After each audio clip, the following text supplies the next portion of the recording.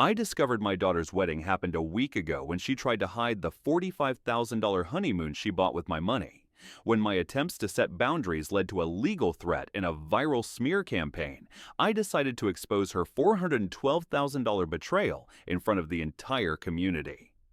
Before continuing, write where you are from or what time it is. The wedding took place a week ago, and I was the last person to know. When I said my heart full of joy, "Daughter, I am so happy about your wedding tomorrow," Alma fell silent, and Theodore Caldwell, my son-in-law, laughed. That hollow sound twisted the air right out of my lungs. The money, the $45,000 I had given for the celebration of their dreams, had disappeared into their pockets, funding a coastal resort honeymoon instead. It was a calculated financial theft disguised as a family misunderstanding, and the betrayal hit me like the backfire of a worn-out engine. The roast had another 10 minutes. I checked it through the oven window, watching the juices pooling around the carrots and potatoes. The aroma of rosemary and garlic was thick and heavy, a cruel irony for a dinner that would never be eaten in peace. I glanced at my watch again. 7:15 p.m. Alma said they'd be here by 7. I adjusted the wine glasses on the table one final time. 3 place settings, the white napkins I'd ironed myself that afternoon, the good plates, the ones Maria and I got for our 20th anniversary. This was supposed to be a special night, the final quiet moment before the chaos of her wedding day at the desert gardens. $45,000 for that dream. Worth every penny, I'd thought, just to see her happy. Headlights swept across the front window, and my pulse spiked in anticipation. I was already at the door when they came up the walk. Elma looked beautiful in a cream-colored dress, her dark hair pulled back. But something felt wrong. She wouldn't look at me straight on, kept her eyes fixed somewhere around my left shoulder. I held the door wide, reaching to embrace her, but her body stayed rigid, resisting the pressure. Come in, come in. Traffic bad on the 101? I asked, trying to soften her obvious discomfort with a bit of familiar small talk. Not too terrible. Theodore's voice cut in from behind her.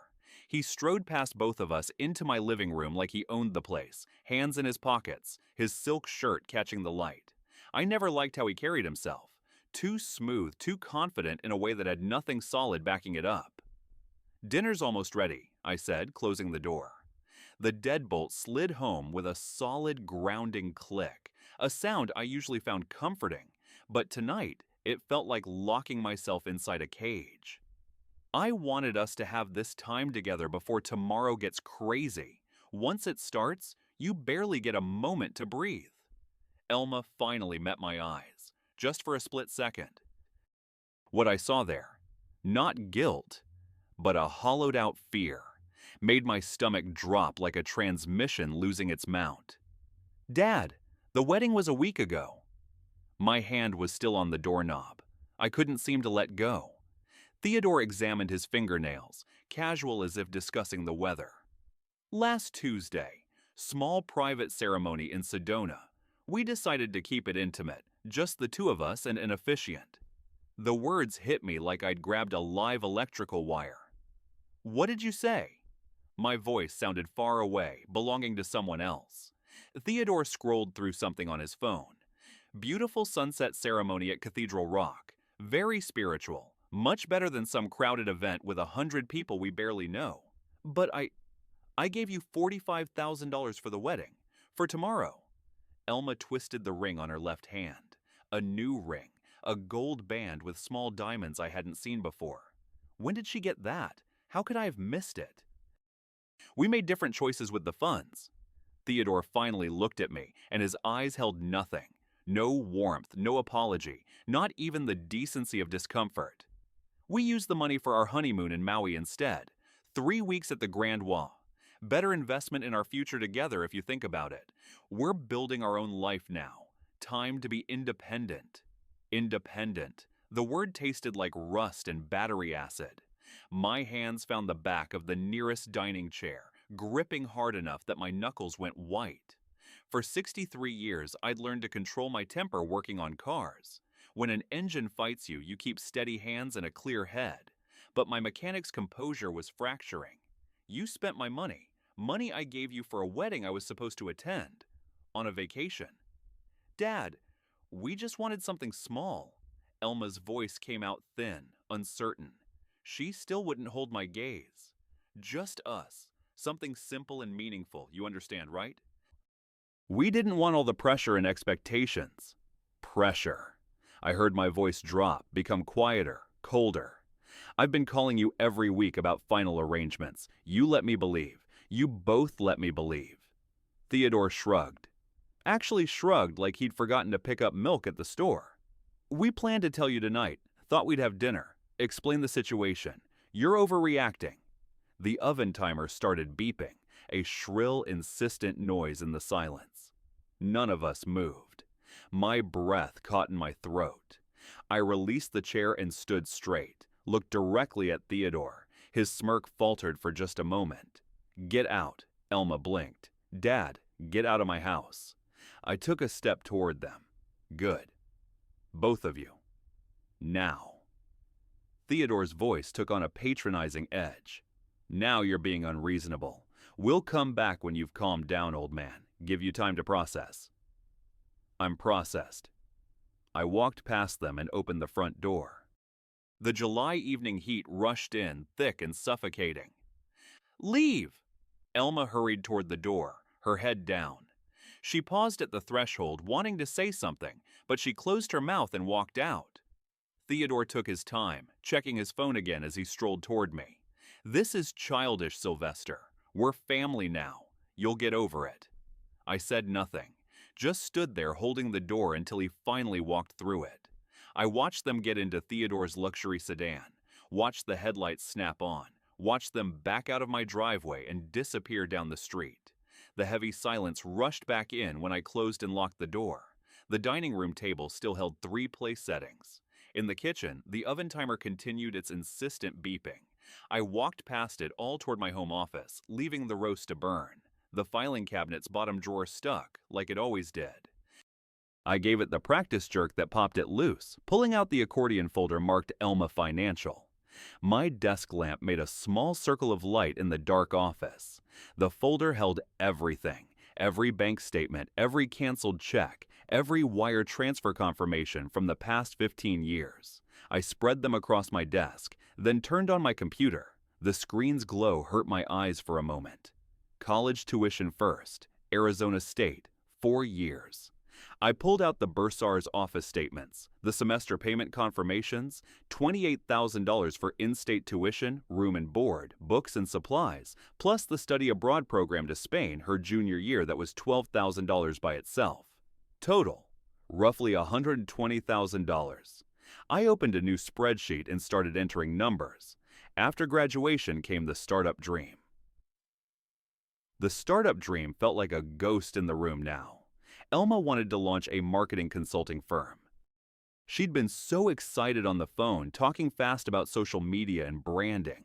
I'd driven to her apartment in Tempe and sat at her tiny kitchen table, where she showed me the professional-looking business plan.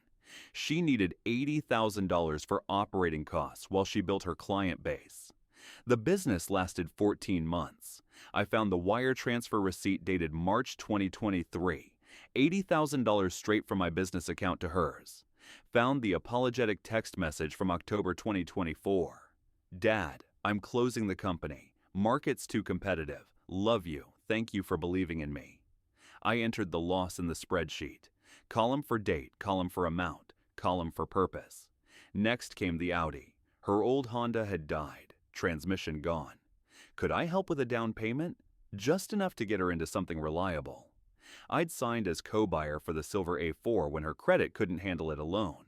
$35,000 financed through Chase. I'd made every payment since. The numbers kept adding up, each one a fresh stab of consequence. Rent assistance, $2,200 a month for 3 years. She'd moved to a nicer place in Scottsdale after Theodore entered the picture, claiming it was important for her professional image. I'd quietly paid her landlord directly, automatic transfer on the first of every month. I calculated the housing total, roughly $79,200.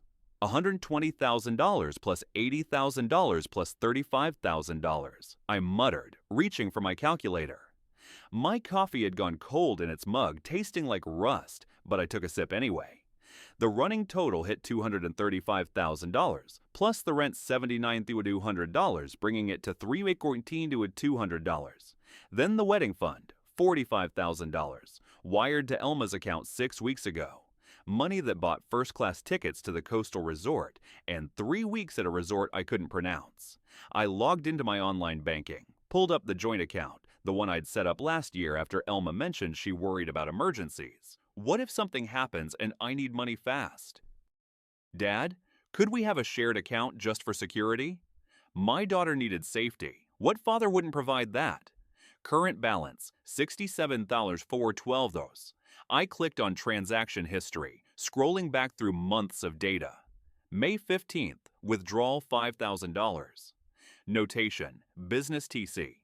May 22nd, withdrawal $8,000. Notation, business TC. June 3rd, withdrawal $6,500. Notation, TC. Theodore Caldwell. My hand stopped moving the mouse. I just stared at the screen, the blue light reflecting off my reading glasses.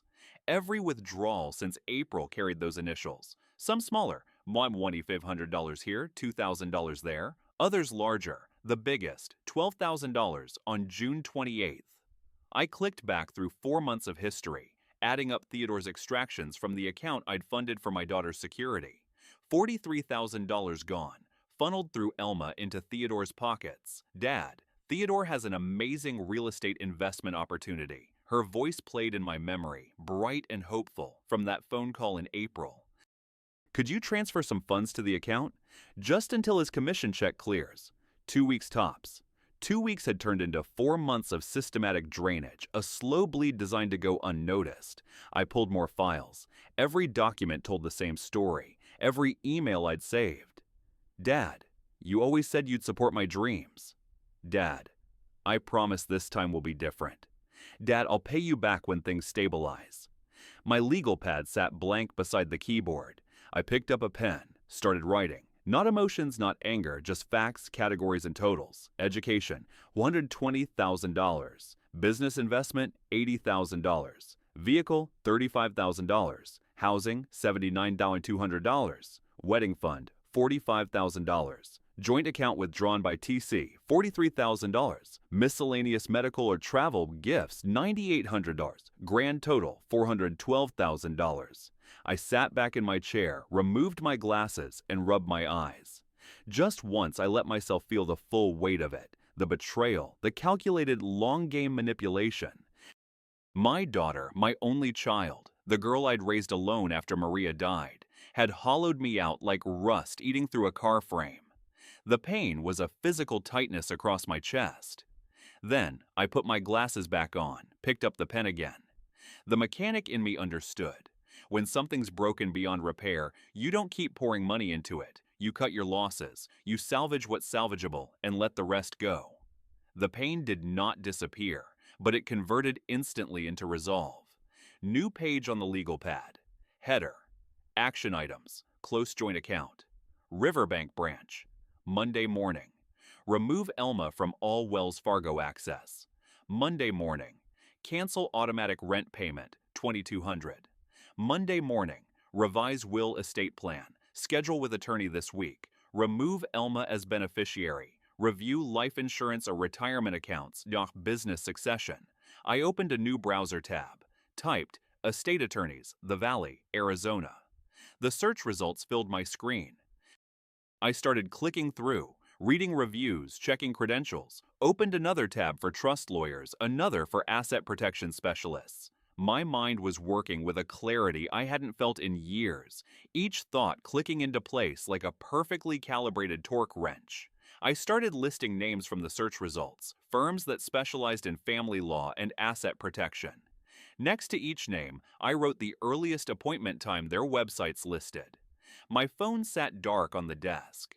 No calls from Elma, no apologetic texts. She'd made her choice, chosen Theodore, chosen the money, chosen to let her father believe in a wedding that never happened while she drained his accounts behind his back. I pulled up my email, composing drafts in my head, subject lines only to be finished in the morning when business hours started. urgent account closure request, beneficiary change forms, estate planning consultation. Through the window behind my computer, the sky had started shifting from black to deep purple. Dawn was coming. The riverbank on Camelback Road opened at 8 a.m. I had 4 hours to shower, dress, and organize my documents. I looked at the action items list. You want independence? I said it quietly to the empty office. You'll have it. I saved the spreadsheet as evidence 4.28 XLSX and started creating a new folder on my desktop. Time to treat this like any other business problem. Methodical, strategic, no emotion, just execution. The roast still sat, cold and congealed, on my dining room table. I'd deal with it later. Right now, I had to ensure the $67,412 joint account balance survived the morning. The shower water ran hot enough to sting, but the heat helped ease the tension knotted in my shoulders. Through the frosted window, dawn light was breaking over the desert. Sunday morning, most people were sleeping in. I was conducting a hostile financial takeover of my own life. I dressed in pressed gray slacks and a crisp white button-down shirt. When you're about to dismantle someone's future, you dress for it. The dining room table still held last night's disaster. I scraped the congealed roast and cold potatoes into a trash bag. Each movement felt like erasing evidence of a crime I hadn't committed. My watch showed 7:42 a.m. The riverbank opened at 8 a.m. I poured coffee into my travel mug, grabbed my wallet and keys. The folder of bank documents sat waiting by the door where I'd placed it at 4 a.m. Everything organized, account numbers, statements, the list of automatic payments I needed to cancel. Traffic was light heading north on Central Avenue. I didn't turn on the radio. My mind was already running through the conversation I'd have with the banking specialist. Clear request, no emotional explanations, just business. The bank's parking lot was empty except for employee vehicles. I pulled in at 7:58, watched through the windshield as a woman in a blue blazer unlocked the front doors. By the time I walked across the lot, she'd flipped the sign to open. "Good morning," she said, her name tag reading Jennifer. She had a professional mid-30s smile. "How can I help you today?" "I need to close a joint account. Transfer everything to a new individual account under my name only. Remove all secondary holders." Her fingers moved across her keyboard. "Of course, Mr. Perez. Let me pull up your accounts." She studied her screen. "I see you have a joint savings account here with Elma Perez Caldwell. That's the account you'd like to close?" "That's correct. And I want to transfer the full balance, $67,412, to a new individual account today." Something flickered in her expression, perhaps the realization that this wasn't routine, but her voice stayed neutral. "I'll need to verify your identity and get some signatures. This will take about 20 minutes. Can I get you coffee while we work through the paperwork?" "I'm fine." She printed the forms, sliding them across the desk one by one. Joint account closure authorization, new account application, transfer request. I signed each without hesitation, my handwriting steady. The fee for the expedited transfer was a fresh pinch, but I paid it. Funds secured. "Mr. Perez, I also see several automatic payments linked to your accounts. Would you like me to transfer those to the new account or cancel them?" "All of them," I said. Her fingers paused over the keyboard. "All automatic payments. Let me pull up the complete list." She tilted the screen so I could see. "There's a monthly rent transfer for $2,200, an auto insurance payment for $340, and a credit card auto pay for $500. You want me to cancel these as well?" "Every single one, effective immediately." "Understood." More typing. "These cancellations will process by end of business today. The account closure will be complete within 24 hours, but the funds will be available in your new account this afternoon." First move complete. Outside, the Phoenix heat was already building. Martin Ashford's law office was 15 minutes away. I needed to lock down the rest of my estate. The transmission on the F-150 had been grinding since Tuesday. I was elbow deep in the bell housing, transmission fluid staining my hands black. This was the work that made sense. Every problem had a solution you could see, touch, and fix. Not like family. My phone buzzed in my shirt pocket. I ignored it, adjusting the transmission jack. It buzzed again, then again. I wiped my hands on a red shop rag, pulled out the phone. Elma's name filled the screen. 7 missed calls. I stared at it, felt my jaw tighten, let it ring once more. 2. Then I answered. "Dad, what's going on?" Her voice came through sharp, irritated, not apologetic, annoyed. "I tried to use the card and it says the account is closed. Is there some kind of mistake? Can you call the bank?" "There's no mistake, Elma." Silence on her end. "Then what do you mean, no mistake?" "Dad, I need that account. I tried 3 different ATMs." I closed the account. I set down the wrench I'd been holding. "You what? When? Why would you do that without telling me?" "You're an adult now, 34 years old, married, time to be independent." "What are you talking about? You can't just—" "Dad, rent is due today. We don't have enough in our account to cover everything this month. You always helped with— we had an arrangement." The shift was immediate. Panic replaced annoyance. "We had a lot of arrangements. You arranged to get married without me. I'm arranging my finances without you. Seems fair." "Dad, please don't do this. I know you're upset about the wedding, but this is—" Her voice cracked. Now the tears started, right on schedule. "This is too much. You're punishing me for—" "Give me that phone." Theodore's voice, distant, then suddenly close. "Listen, old man, you can't cut off your daughter like this. We'll sue you for financial elder abuse in reverse. My attorney says we have grounds. We had a reasonable expectation of continued support." Elder abuse in reverse. The sheer audacity of the claim made me laugh, a short, sharp bark of sound. "You had a reasonable expectation of attending your own wedding. Life is full of disappointments." I ended the call, set the phone face down on my workbench, and returned to the F-150 transmission. It buzzed 3 more times in the next hour. By noon, my phone showed 14 missed calls, voicemails piling up, and a steady stream of text messages. Around 6 p.m., I finally listened to the voicemails. Elma's voice progressed from angry to desperate. Theodore's voice tried to sound legally authoritative. "Sylvester, this is harassment. Cutting off your daughter financially without warning. My attorney says we have grounds to pursue this in court." Neither of them had attorneys. That was posturing.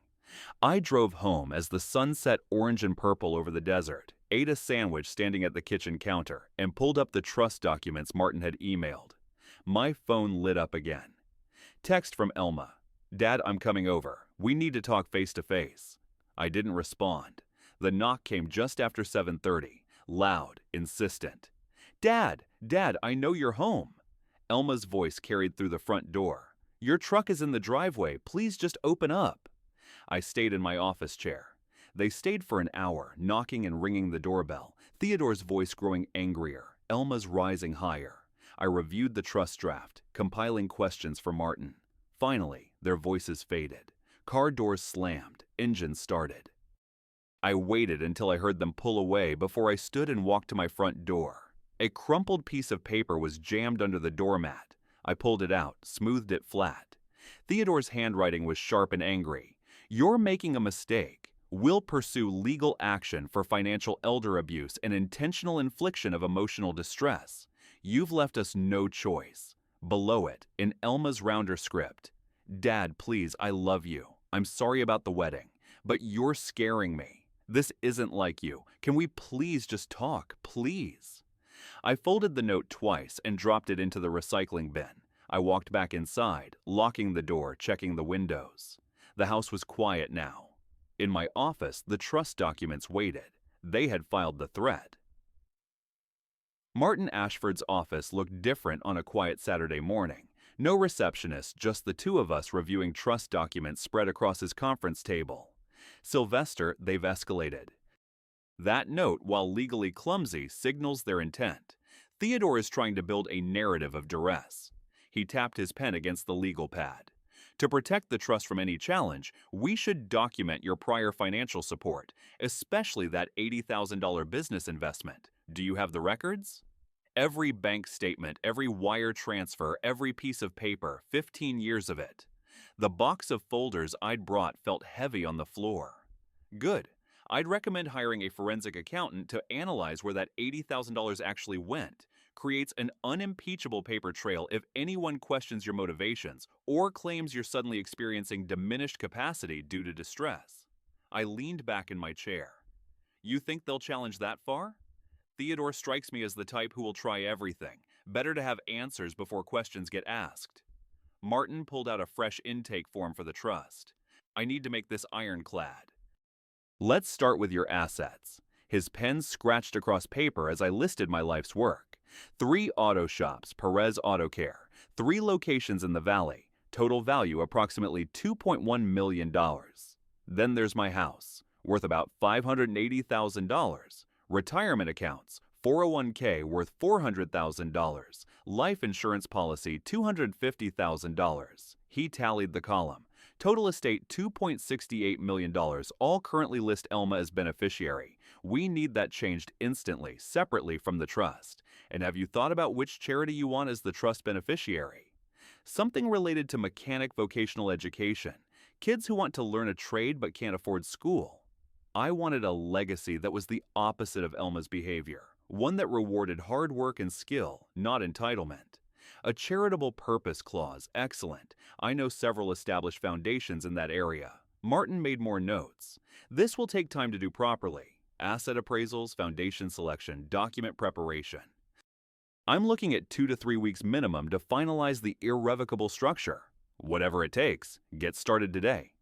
The decision was absolute. I looked at the vast number, $2.68 million, and saw not money, but 40 years of sweat and grease, all going toward a future that valued integrity. By Monday afternoon, I was sitting across from David Chen, a forensic accountant, mid-40s wire-rimmed glasses, the kind of careful attention to detail I recognized from good mechanics. Mr. Perez, I'll need all documentation related to the business, incorporation papers, account statements, expense reports. He pulled out a tablet, stylus ready. I'll trace every dollar and categorize expenditures as legitimate business costs versus other uses. How long? 3 to 4 days for a comprehensive report. I'll be thorough. I slid a folder across the table. The professional-looking business plan Elma had shown me 2 years ago. The bank statements from the startup account, the incorporation documents. Everything that proved I'd believed in her dream. David opened the folder, scanned the first few pages. I'll have results by Wednesday. The next 3 days felt stretched thin. I worked the shops, fixing a serpentine belt on a Camry, diagnosing a misfiring cylinder on a Jeep Cherokee. Normal work, but my mind kept drifting to David's investigation and to something else. The subtle shifts in how people treated me. Tuesday morning, Frank from Desert Parts Supply made an odd comment while I was ordering brake pads. "Everything okay with you, Sil? Heard you're going through some family troubles." I kept my voice level. "Nothing I can't handle." Sure, just checking in." But his tone carried something new.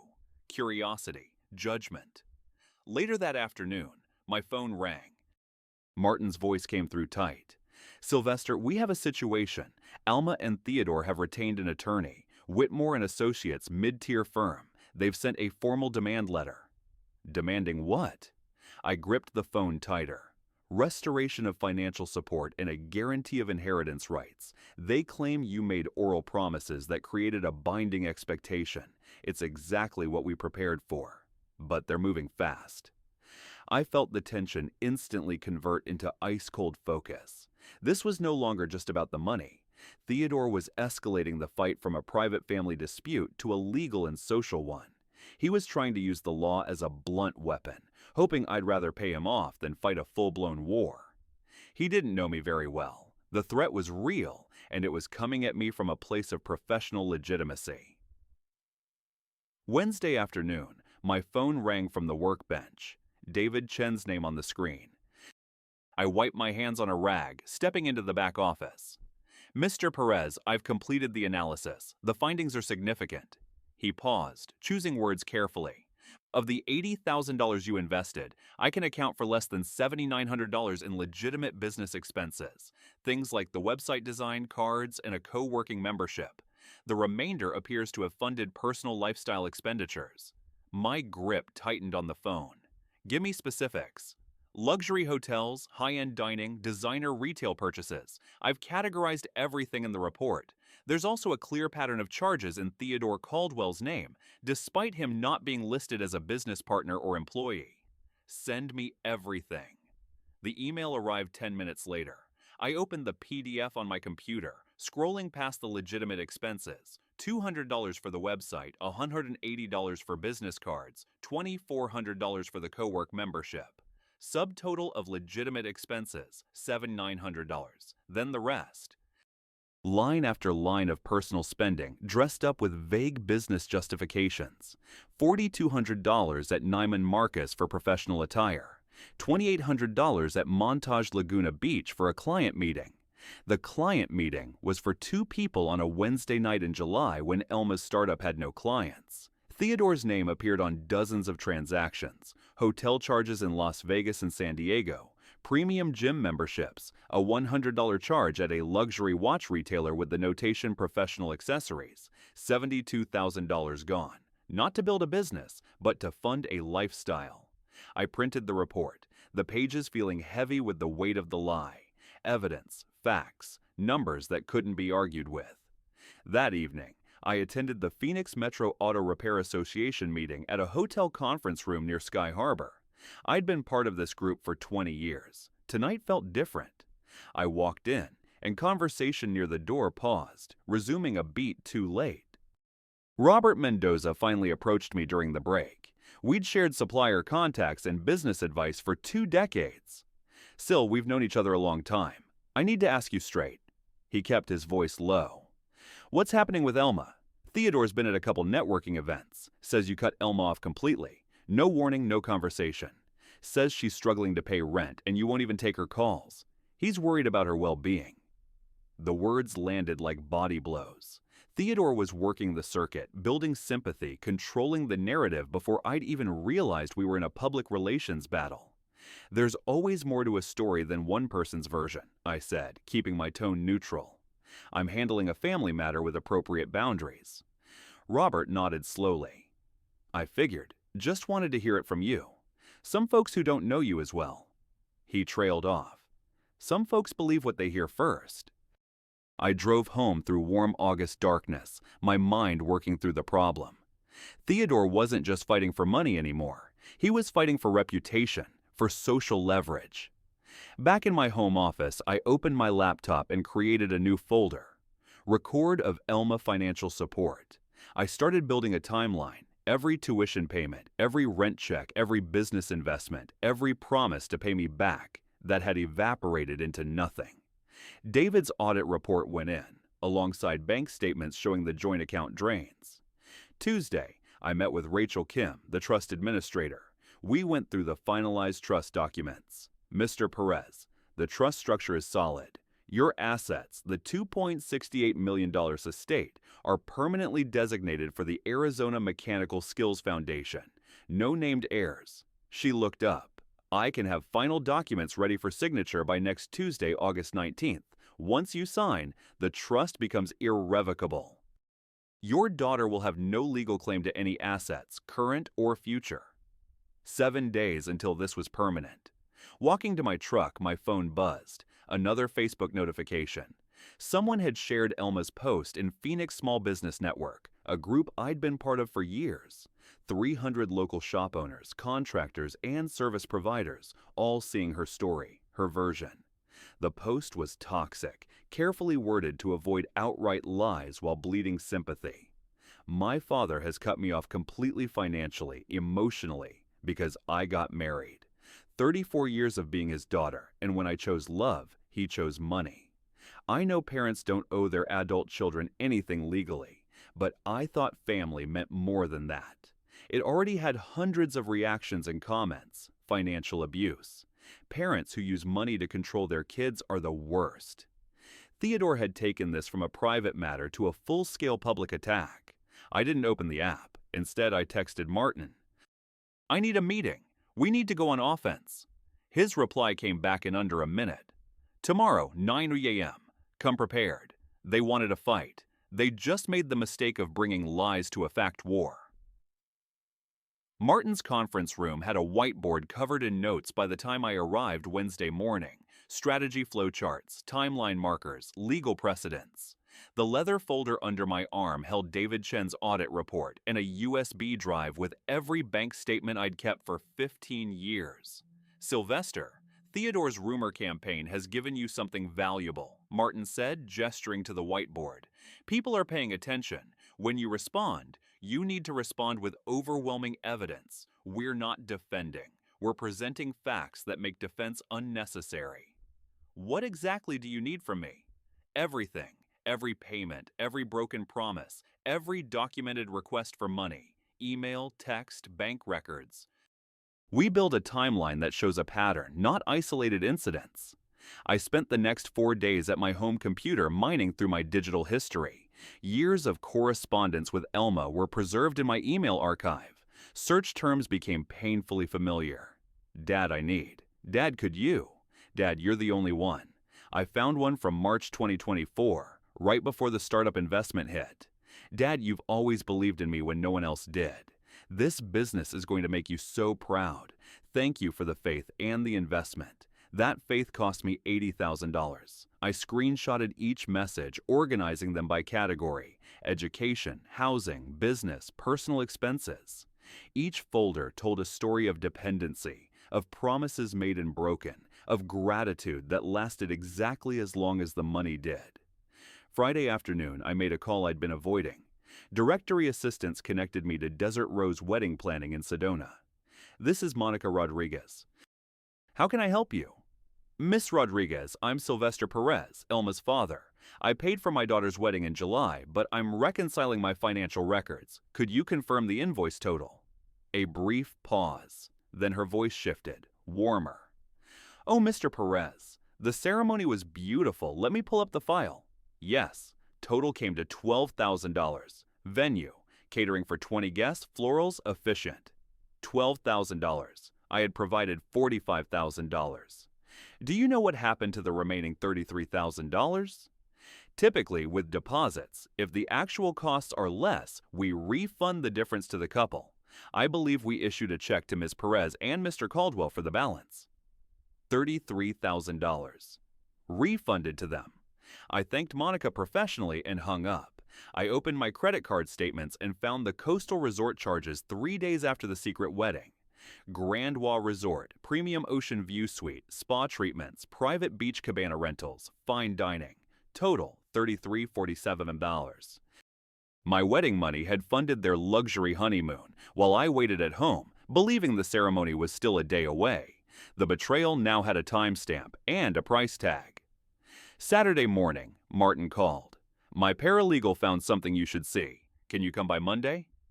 In his office Monday afternoon, he spread credit reports across his desk. Legal access information I had rights to review because I'd previously co-signed with Elma. Theodore Caldwell's financial profile, Martin said, highlighting sections. Chase card $14,200. American Express $11,800. Discover $8,900. Capital $1,200, $47,000 in credit card debt long before he met Elma. Theodore Caldwell had a consistent pattern: expensive tastes, insufficient income, mounting debt. Then, suddenly, 18 months ago, his financial stress eased slightly. I knew the answer, because he found a new income source, my daughter, and through her, me. Martin pulled out another document. Look at the dates on these charges. Many coincide with periods when Theodore was supposedly investing in business opportunities through your joint account. I took the reports home, spreading them across my desk with everything else. It was not random, I realized. It was organized. He had planned this from the beginning. Identified a target, a woman whose father had money and a history of financial generosity, isolated her gradually, and orchestrated the wedding exclusion to sever my connection while maximizing the financial extraction. Classic predator behavior, but applied to family relationships. I assembled 3 identical evidence binders. Blue folders for bank statements, green for email correspondence, red for business investment records, yellow for wedding expenses. This was a prosecutorial brief. Monday evening, Martin called. Sylvester, Theodore, and Elma bought tickets to the Business Leaders Gala this Friday the 23rd. They're going to be there. My hand tightened on the phone. That's my event. I've been a sponsor for 15 years. Exactly. They're trying to corner you in public. Force some kind of reconciliation scene where you look like the villain if you refuse. I looked at the evidence binders on my desk. What do you think I should do? That depends, Martin said. Are you ready to go public with everything we've compiled? The question hung in the air, heavy and absolute. If I spoke, there was no going back. I thought about the wedding I'd funded but never attended. The startup that funded luxury vacations, the joint account systematically drained, the Facebook post painting me as a cruel father, and the demand letter threatening legal action for daring to protect my own assets. Yes, I said, yes I am. Then we'll need to coordinate with the hotel's AV team, Martin replied. If you're going to tell the truth, let's make sure everyone sees the proof. After we hung up, I sat at my desk looking at the binders. Tomorrow I would sign the trust, making the disinheritance permanent and irrevocable. Friday, I'd face Theodore and Elma in public with my community as witness. They wanted to control the narrative. They were about to learn that stories without facts are just noise. Rachel Kim's office was quiet Tuesday morning, just the two of us and her paralegal witnesses at the conference table. The trust document sat in 3 neat stacks, tabs marking signature pages. Mr. Perez, with these signatures, the Sylvester Perez Irrevocable Trust is now fully executed and filed. Your assets are permanently designated for the Arizona Mechanical Skills Foundation upon your death. I used my fountain pen, the one Maria gave me when I opened my first shop. Page 1, Establishment of Trust. Page 2, Asset Schedule. Page 3, Beneficiary Designation. Page 4, Irrevocability Clause. Each signature was deliberate. Each one severed another thread connecting Elma to my life's work. Rachel applied her notary seal with a heavy press. The embossing made a satisfying thunk.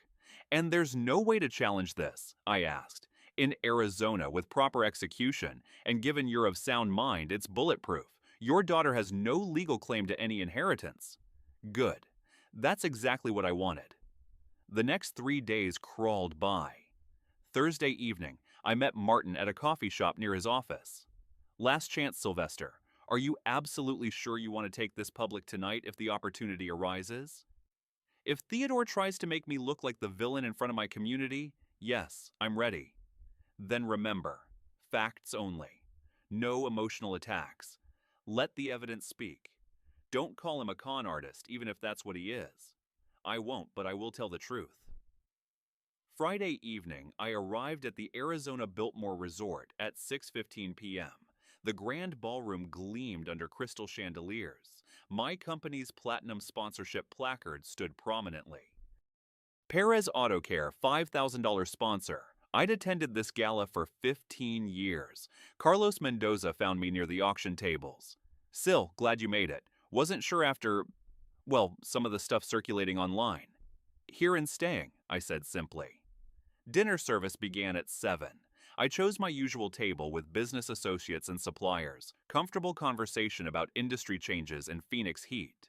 Around 7:30 p.m. during the main course, I saw them enter. Theodore in an expensive suit, Elma in a designer dress. They scanned the ballroom like hunters tracking prey. They spotted me, exchanged words, and took seats at a back table. Last-minute tickets, nowhere near premium placement. They waded through the salad, through dinner. I felt their attention like heat on my neck, but didn't turn around. Dessert arrived, chocolate mousse. The MC finished announcing silent auction closing times and stepped away from the small stage.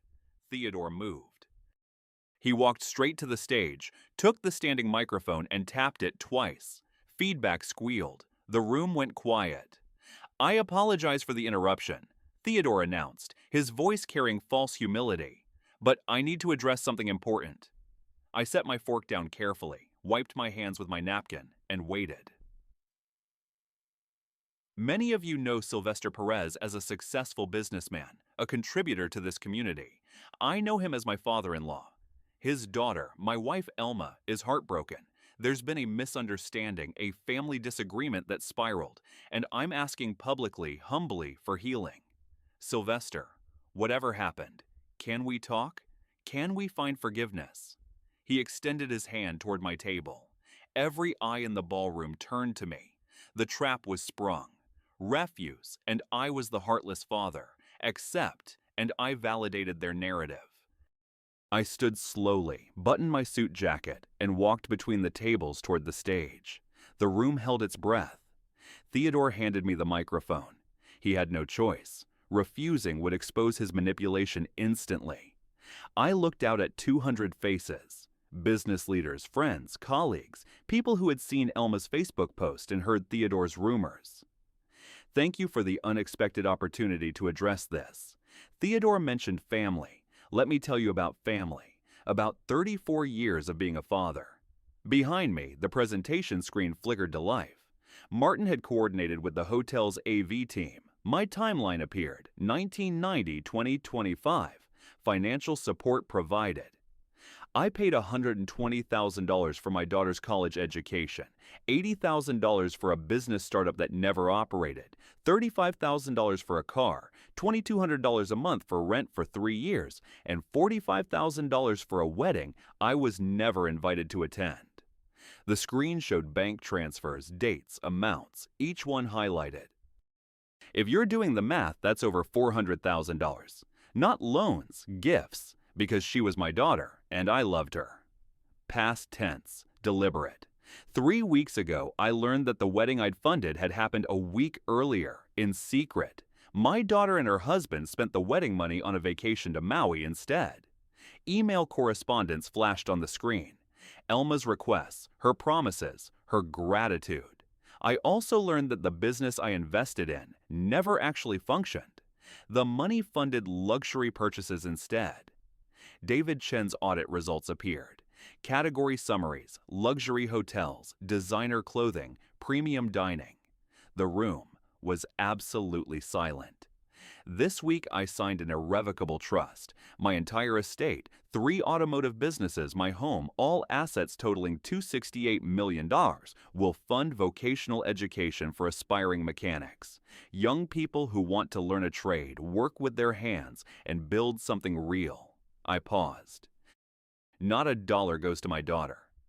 Theodore's face had gone paper white. Elma, at their back table, had covered her face with her hands. Theodore asked about forgiveness. Here's what I believe. Family is built on respect, not just blood, and respect requires honesty. My daughter and her husband have neither respected nor been honest with me. So I've built a new legacy, one that will help people who value hard work and integrity. I set the microphone back on its stand. Thank you for listening. Now let's get back to the reason we're here tonight, supporting this community. The applause started with one person, then spread. Within seconds, the entire ballroom was standing, clapping. Not polite acknowledgement, but genuine, sustained support. I walked back to my table, didn't look at Theodore, who was frozen on stage. I didn't watch as Elma and Theodore moved toward the exit, leaving the ballroom in complete silence. My tablemate leaned close. Sylvester, I had no idea. After seeing that Facebook post, I wondered, but this is completely different. There's always 2 sides, I said. I just wanted people to know mine. My phone vibrated in my pocket. I didn't reach for it. The reckoning was complete. The next few days felt like the silence after a car wreck. I was back under the hood of a Mustang, hands deep in its engine bay, when Eddie appeared at my elbow. Boss, your daughter's here, out in the parking lot with her husband. They're asking for you. My jaw tightened. I set down the socket wrench. Through the bay door, I could see their car. Theodore's suit looked rumpled even from this distance. I'm leaving for the day, Eddie. Personal matter. Can you handle things here? Of course. I removed my work apron, grabbed my keys, and walked out the back exit. This wouldn't happen at my shop, not in front of my employees, not on my professional ground, my territory, my terms. When I arrived home 15 minutes later, their car occupied my driveway. I pulled into the garage, closed the door behind me, and entered through the kitchen, moving quickly to the office with the front-facing window. They were already at my door, knocking and ringing the doorbell. The sound intensified when they heard my garage close. I stood at my office window and watched. Dad, please, I know you're in there. Just 5 minutes. Please, I'm so sorry. Elma's voice carried through the glass, raw and desperate. Theodore paced on my porch. Sylvester, we made mistakes, terrible mistakes, but we can fix this. Just open the door. I didn't move, didn't respond. They didn't leave. An hour passed. They sat on my porch steps. 2 hours. The afternoon sun beat down on them, the high Phoenix August heat. Theodore checked his phone repeatedly. Elma stared at my front door like she could will it open. I'm your daughter, your only child. You can't cut me out forever. Please. Elma's voice cracked on the last word. 4 hours. The sun began its descent. I made a decision.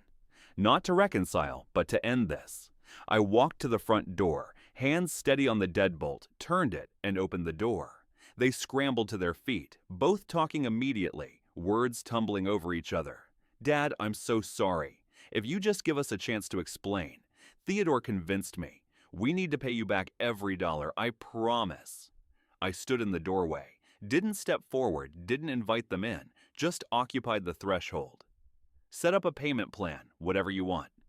Theodore's voice carried a desperation that stripped away every ounce of his former arrogance.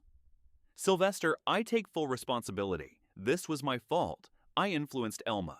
But I'll make it right. We'll pay you back. The wedding money, the startup investment, everything. Elma reached toward me. Dad, I was manipulated. Theodore made everything seem reasonable at the time.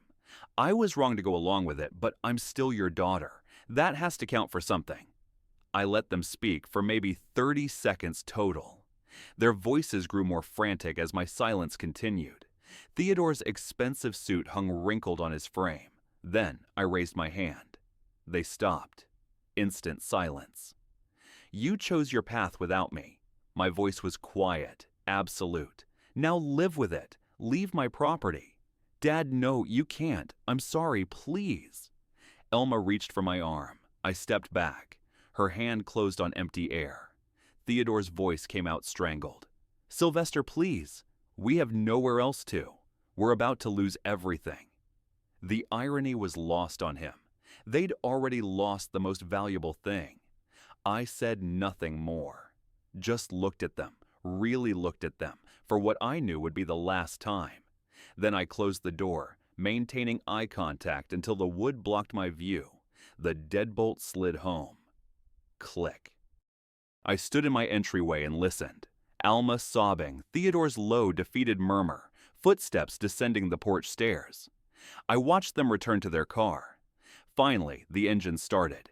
They backed out of my driveway and drove away. My phone rang. Martin's name. It's done. They came to your house. They left. They won't be back. Are you okay? I am. For the first time in a month, I actually am. Sunday morning arrived quiet. I drove to Martin's office. Sylvester, good news though not surprising. Whitmore and Associates sent a withdrawal letter Friday. Their demand for restored financial support and inheritance guarantees is officially dropped.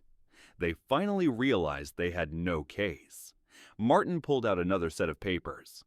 The Arizona Mechanical Skills Foundation is officially incorporated. Upon your death, the foundation receives all trust assets and begins operations. Students learning automotive technology, tool and equipment grants, apprenticeship stipends. I thought about young people learning a trade, building something real. That's good. That's real. Thank you for handling all of this, Martin.